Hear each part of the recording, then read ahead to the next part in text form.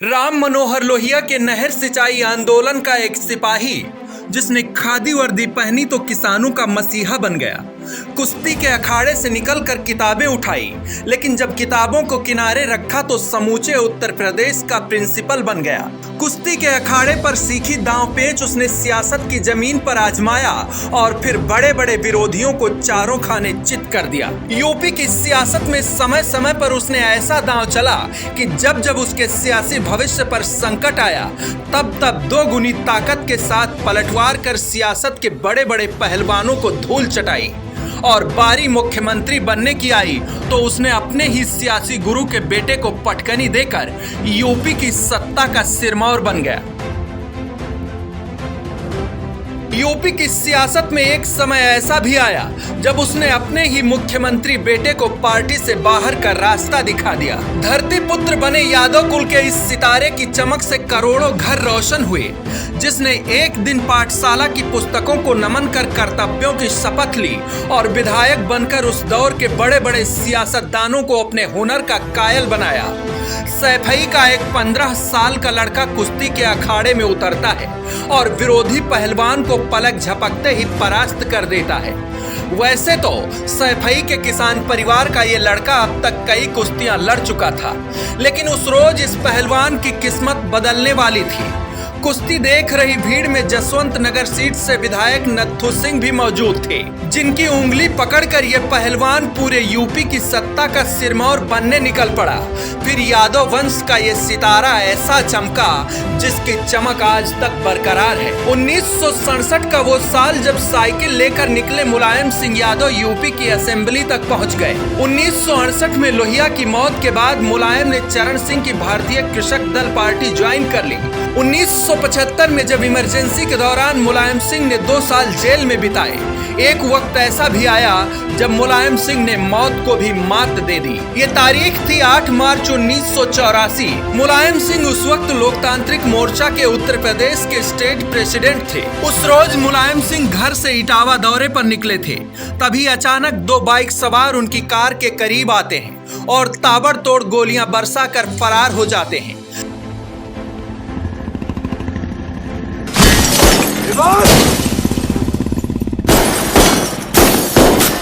इस हमले में मुलायम सिंह के एक सहयोगी की जान चली जाती है। 1984 में हुई इस गोलीकांड के बाद मुलायम सिंह उस समय की मौजूदा सरकार की खिलाफत तेज कर देते हैं, जिले जिले जाकर और वहां के लोगों को अपने साथ लेकर उत्तर प्रदेश की सियासत में नई हुंकार भर देते हैं। तभी 1989 के चुनाव में केंद्र से राजीव गांधी और प्रदेश से एनडी तिवारी की सरकार गिर जाती है। इसके बाद नए मुख्यमंत्री के लिए जनता दल के विधायकों की बैठक होती है। मीटिंग में मुलायम सिंह भी मौजूद थे। नए सीएम को लेकर वहां बैठे विधायक भी पूर्वानुमान लगा चुके थे। सबको लग रहा था कि चौधरी चरण सिंह अपने बेटे अजीत सिंह के माथे पर मुख्यमंत्री का ताज पहनाएंगे, लेकिन ऐसा नहीं हुआ। चौधरी चरण सिंह ने मुलायम सिंह यादव के नाजुक कंधे पर यूपी की बड़ी जिम्मेदारी दे दी। चंद्रशेखर के सहयोग से मुलायम मुख्यमंत्री बन गए। 1990 आते आते मंडल कमंडल की लड़ाई शुरू हुई और 1991 आते आते विश्व हिंदू परिषद ने अयोध्या में कार सेवा की शुरुआत कर दी। ये वो वक्त था जब मुलायम सिंह यादव के माथे पर सबसे बड़ा कलंक लगा, जब भगवान राम के निहत्थे कार सेवकों पर सैकड़ों गोलियां बरसाने का आदेश मुलायम सिंह यादव ने दिया।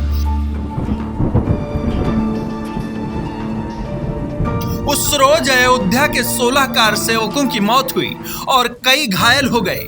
हालांकि बाद में मुलायम सिंह यादव ने बताया कि उस दिन सुरक्षा बलों की कार्रवाई में 28 मौतें हुई। कार सेवकों पर गोली चलाने का विरोध मुलायम सिंह को झेलना पड़ा और प्रदेश में हो रहे हिंदू मुस्लिम दंगों के बीच मुलायम के हाथों से सत्ता की कुर्सी चली गई। लेकिन 1992 में मुलायम ने खुद की पार्टी का निर्माण कर डाला, जिसका नाम रखा समाजवादी पार्टी। सपा ने मुसलमानों और बैकवर्ड हिंदुओं को मिलाकर नई राजनीति की शुरुआत की। बाबरी मस्जिद की आड़ में भाजपा का भय दिखाकर मुसलमानों को अपने पाले में लाने की कोशिश की, लेकिन 1992 में बाबरी विध्वंस के समय प्रदेश में कल्याण सिंह की सरकार थी। बाबरी विध्वंस के बाद कल्याण सिंह ने इस्तीफा दे दिया। प्रदेश में 6 महीने राष्ट्रपति शासन लगने के बाद विधानसभा चुनाव का बिगुल बजा। यूपी में राम नाम की गूंज थी। बीजेपी सबकी फेवरेट मानी जा रही थी।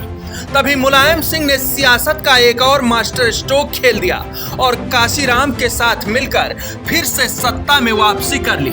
नारा गूंजा, मिले मुलायम काशीराम, हवा में उड़ गए जय श्री राम। 2 साल सपा बसपा गठबंधन की सरकार के बीच सब कुछ ठीक ठाक रहा, लेकिन 1993 में गेस्ट हाउस कांड के बाद मुलायम सिंह की सरकार एक बार फिर चली गई। पहले कार सेवकों पर गोली और बाद में गेस्ट हाउस कांड के बाद मुलायम की सियासी साख गिर गई। लोगों को लगने लगा कि मुलायम सिंह यादव की सियासत का अंत होने वाला है।